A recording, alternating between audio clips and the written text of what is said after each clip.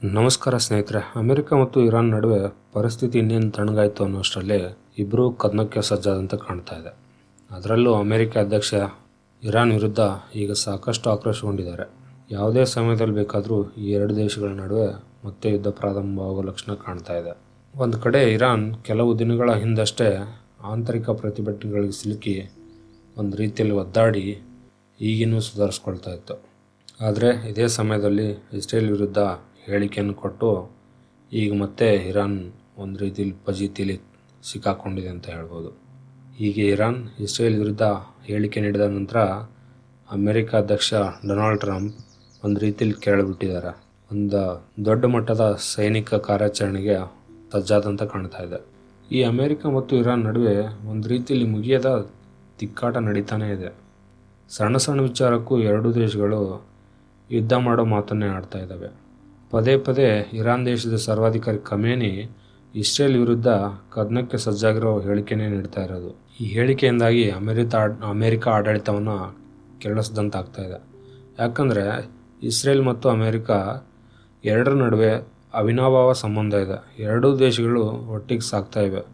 ಇಂಥ ವಾತಾವರಣದಲ್ಲಿ ದಿಢೀರ್ ಇಸ್ರೇಲ್ ಮೇಲೆ ದಾಳಿಗೆ ನಾವು ಸಿದ್ಧ ಎಂಬಂತೆ ಇರಾನ್ ಹೇಳಿಕೆ ನೀಡಿದ್ದು ಇಲ್ಲಿ ಒಂದು ರೀತಿಯಲ್ಲಿ ಕಿಚ್ಚು ಹಚ್ಚಿಸಿದಂತಾಗಿದೆ. ಡೊನಾಲ್ಡ್ ಟ್ರಂಪ್ ಅವರ ಆದೇಶದಂತೆ ಇದೀಗ ಅಮೆರಿಕದ ಬೃಹತ್ ಸೇನಾ ಹಡಗು ಹಾಗೂ ಯುದ್ಧವಿಮಾನಗಳು ಇರಾನ್ ಕಡೆಗೆ ಹೊರಟು ನಿಂತಿವೆ. ಒಂದು ರೀತಿಯಲ್ಲಿ ಇವರು ಹೊರಟಿರೋದು ಯಾವ ರೀತಿ ಇದೆ ಅಂದರೆ, ಒಂದು ರೀತಿಯಲ್ಲಿ ಇಸ್ರೇಲ್ನ ಒಂದು ರಕ್ಷಣೆಗೆ ಹೊರಟಂತೂ ಇರುತ್ತೆ, ಈ ಕಡೆ ಇರಾನ್ಗೆ ಒಂದು ಎಚ್ಚರಿಕೆ ನೀಡಿದಂತೂ ಇರುತ್ತೆ ಅನ್ನೋ ದೃಷ್ಟಿಯಿಂದ ಕಳಿಸ್ದಂಗಿದ್ದಾರೆ ಇವರು. ಈ ಅಮೆರಿಕದ ಯುದ್ಧ ವಿಮಾನಗಳು ಇರಾನ್ ಕಡೆಗೆ ಹೊರಟ ಹಿನ್ನೆಲೆಯಲ್ಲಿ ಒಂದು ರೀತಿ ಮಧ್ಯಪ್ರಾಚ್ಯದಲ್ಲಿ ಮತ್ತೊಂದು ಘೋರ ಯುದ್ಧ ನಡೆಯುವಂಥ ಒಂದು ಆತಂಕ ಕೂಡ ಸೃಷ್ಟಿಯಾಗಿದೆ ಅಲ್ಲಿ. ಅದರಲ್ಲೂ ಇರಾನ್ ಮೇಲೆ ಸೇನಾ ಕಾರ್ಯಾಚರಣೆ ಇಲ್ಲ ಅಂತ ಇದೇ ಅಮೆರಿಕದ ಅಧ್ಯಕ್ಷ ಟ್ರಂಪ್ ಅವರು ಹೇಳಿದರು. ಈಗ ಇವ್ರು ಮಾಡ್ತಾ ಇರೋದು ನೋಡಿದರೆ ಟ್ರಂಪ್ ಅವರು ಮನಸ್ಸು ಬದಲಾಯಿಸಿ ಯುದ್ಧ ನಡೆಸೋ ನಿರ್ಧಾರವನ್ನು ಕೈಗೊಂಡಂತೆ ಕಾಣ್ತಾ ಇದೆ. ಹೀಗೆ ಎರಡೂ ದೇಶಗಳ ನಡುವೆ ಬಿಗುವಿನ ವಾತಾವರಣ ಆತಂಕ ಸೃಷ್ಟಿ ಮಾಡ್ತಾ ಇದೆ. ಅಂತಾರಾಷ್ಟ್ರೀಯ ಮಟ್ಟದಲ್ಲೂ ಈ ಎರಡೂ ದೇಶಗಳ ವಿಚಾರ ಚರ್ಚೆಗೆ ವೇದಿಕೆಯನ್ನು ಮಾಡಿಕೊಡ್ತಾ ಇದ್ದಾರೆ.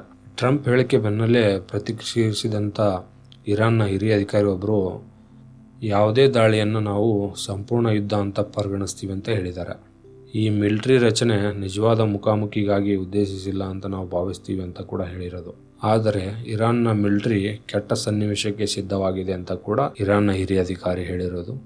ಈ ಬಾರಿ ನಾವು ಯಾವುದೇ ದಾಳಿಯನ್ನು ಸೀಮಿತ, ಅನಿಯಮಿತ, ಶಸ್ತ್ರಚಿಕಿತ್ಸಾ, ಚಲನಶೀಲ, ಅವರು ಅದನ್ನು ಏನೇ ಅಂತ ಕರೆದ್ರೂ ಅದನ್ನು ನಾವು ಸಂಪೂರ್ಣ ಯುದ್ಧನೇ ಅಂತ ಪರಿಗಣಿಸ್ತೀವಿ ಅಂತ ಇರಾನ್ ಹೇಳ್ತಾ ಇರೋದು. ಇಲ್ಲಿ ಅವರು ಇನ್ನೊಂದು ಮಾತನ್ನು ಹೇಳಿರೋದು, ಇದನ್ನು ಪರಿಹರಿಸೋಕ್ಕೆ ಸಾಧ್ಯವಾಗದಷ್ಟು ಕಠಿಣ ರೀತಿಯಲ್ಲಿ ನಾವು ಪ್ರತಿಕ್ರಿಯೆಯನ್ನು ಕೊಡ್ತೀವಿ ಅಂತ ಇರಾನ್ ಹೇಳ್ತಾ ಇರೋದು. ಅಂತಾರಾಷ್ಟ್ರೀಯ ಉದ್ವಿಗ್ನತೆಯನ್ನು ಉಂಟು ಮಾಡಿದಂಥ ಇರಾನ್ನಲ್ಲಿ ಸರ್ಕಾರಿ ವಿರೋಧಿ ಪ್ರತಿಭಟನೆಗಳ ವೇಗ ಕಳೆದ ವಾರ ಅಷ್ಟೇ ಕಡಿಮೆ ಆಗಿತ್ತು. ದೇಶದಲ್ಲಿ ಹಲವು ದಿನಗಳ ಇಂಟರ್ನೆಟ್ ಸಂಪರ್ಕ ಕಡಿತಗೊಂಡ ಬಳಿಕ ಇತ್ತೀಚೆಗಷ್ಟೇ ಅಲ್ಲಿಯ ಅಶಾಂತಿ ವಿಡಿಯೋಗಳು ದೇಶದಿಂದ ಸೋರಿಕೆ ಆಗ್ತಾ ಇರುವುದು. ಕಳೆದ ವರ್ಷ ಡಿಸೆಂಬರ್ ಅಂತ್ಯದಿಂದ ಪ್ರಾರಂಭವಾದ ಪ್ರತಿಭಟನೆಗಳ ವಿರುದ್ಧ ಇರಾನ್ ಸರ್ಕಾರ ನಡೆಸಿದ ದಮನಕಾರಿ ಕಾರ್ಯಾಚರಣೆಯಲ್ಲಿ ಕನಿಷ್ಠ 5,000 ಜನ ಕೊಲ್ಲಲ್ಪಟ್ಟಿದ್ದಾರೆ ಅಂತ ಹೇಳಲಾಗ್ತದೆ ವರದಿಗಳ ಪ್ರಕಾರ. ಆದರೆ ಕೆಲವು ಗುಂಪುಗಳ ಪ್ರಕಾರ ನಿಜವಾದ ಸಾವು ನೋವುಗಳ ಸಂಖ್ಯೆ ಇನ್ನೂ ಹೆಚ್ಚಿರಬಹುದು ಅಂತ ಹೇಳಲಾಗ್ತಾ ಇದೆ ಸ್ನೇಹಿತರೆ. ಇದಿಷ್ಟು ಇವತ್ತಿನ ಸುದ್ದಿ. ವಿಡಿಯೋ ನೋಡಿದ್ದಕ್ಕಾಗಿ ಧನ್ಯವಾದಗಳು ಸ್ನೇಹಿತರೆ.